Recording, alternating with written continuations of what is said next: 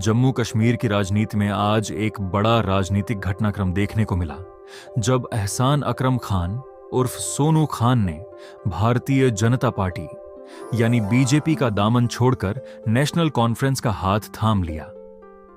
मेंढर इलाके में आयोजित एक भव्य कार्यक्रम के दौरान सोनू खान अपने सैकड़ों समर्थकों के साथ नेशनल कॉन्फ्रेंस में शामिल हुए।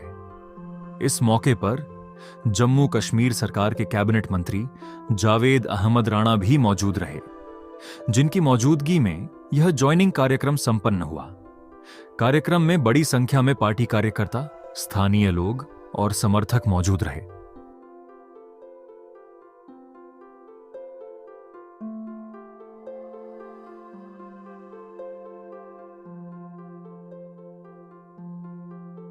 इस दौरान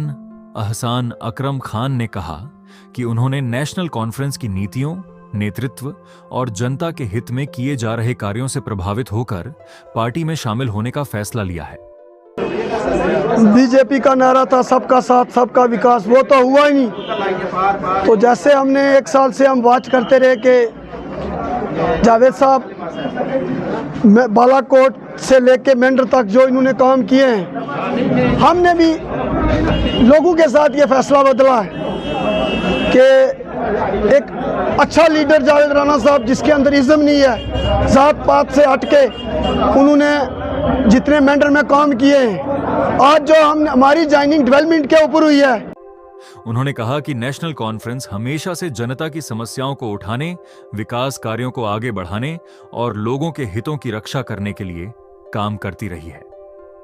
सोनू खान ने आगे कहा कि कैबिनेट मंत्री जावेद अहमद राणा के नेतृत्व में क्षेत्र में चल रहे विकास कार्यों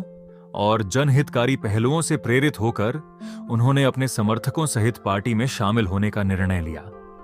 उन्होंने भरोसा जताया कि वे पार्टी को मजबूत करने और जनता की सेवा में पूरी निष्ठा से काम करेंगे। हमने जावेद राणा साहब को ज्वाइन किया है और मैं आज साफ सोशल मीडिया पे जो आप मैं ये कहना चाहता हूँ कि हमारे अंदर वो चीज़ नहीं है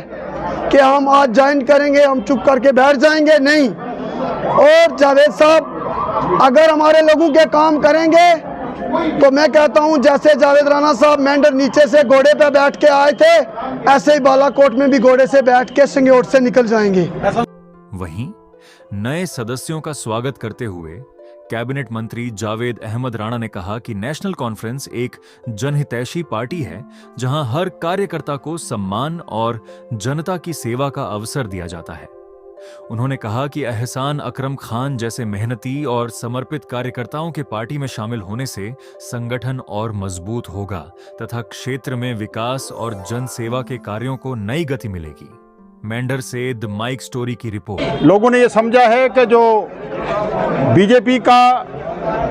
जो एजेंडा मंशूर जो है वो उन्होंने बहुत नज़दीक जाके देखा है कि बीजेपी जो है वो डिवाइड एंड रूल और पर्टिकुलरली जो मिनॉरिटीज़ हैं देश में उनके लिए खतरा बन चुकी है। और जम्मू कश्मीर में नेशनल कॉन्फ्रेंस जो इस वक्त बरसर इक़्तिदार है और नेशनल कॉन्फ्रेंस के मंशूर और प्रोग्राम को देख के लोग जो हैं वो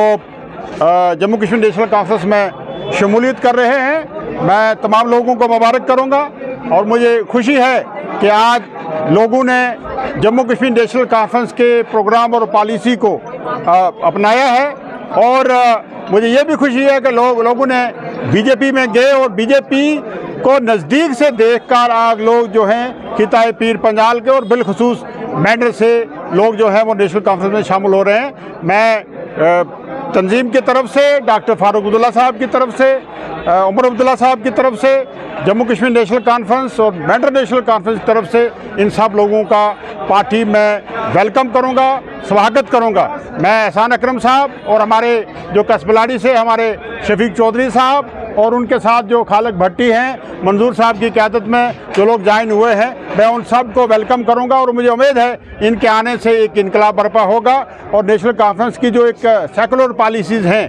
कि शेर कश्मीर का क्या इरशाद हिंदू मुस्लिम सिख इत्तेहाद, जिस नारे की आज पूरे देश को ज़रूरत है, इंशाल्लाह उस प्रोग्राम और पॉलिसी को आगे लेके चलेंगे, अपने एरिया में डेवलपमेंट करवाएंगे। आज इस तेज़ी से इंशाल्लाह मेंढर जो है मॉडल कंस्टिट्यूंसी की तरफ बढ़ रहा है, यहाँ डेवलपमेंटल एक्टिविटीज़ जो है ज़ोरों पे चल रही है। इससे मुझे भी तकवीत मिलेगी यहाँ काम करने में, और मेरी तंजीम मजबूत होगी, मैं खुद मजबूत होऊंगा, इन सब का वेलकम करूँगा और बहुत